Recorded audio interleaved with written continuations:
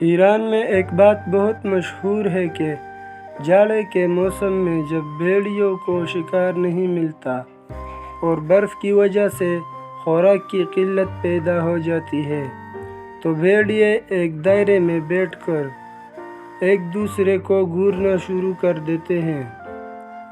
جیسے ہی کوئی بھیڑیا بھوک سے نڈال ہو کر گرتا ہے تو باقی سب مل کر اس پر ٹوٹ پڑتے ہیں اور اس کو کھا جاتے ہیں۔ اس عمل کو فارسی میں گرگ آشتی کہتے ہیں۔ اس عمل کا گہرائی سے تجزیہ کریں تو معلوم ہوگا کہ یہ رجحان بھیڑیوں کے ساتھ ساتھ کافی حد تک انسانوں میں بھی پایا جاتا ہے۔ ہم انسان بھی ان بھیڑیوں کی طرح ہیں جو کمزور نظر آئے اسی پر اپنی دھاک بٹھاتے ہیں، جو جتنا حالات کا ستایا ہوتا ہے اتنا ہی مزید اس کے ساتھ شدت پسندانہ رویہ اپناتے ہیں۔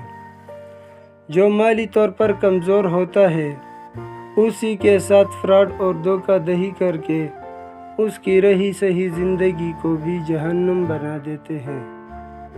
ہم کمزور کا سہارا بننے کے بجائے الٹا مزید اس پر ٹوٹ پڑتے ہیں۔ جو جتنا کمزور ہوتا ہے اتنا ہی اس کے لیے زندگی دشوار بنا دیتے ہیں۔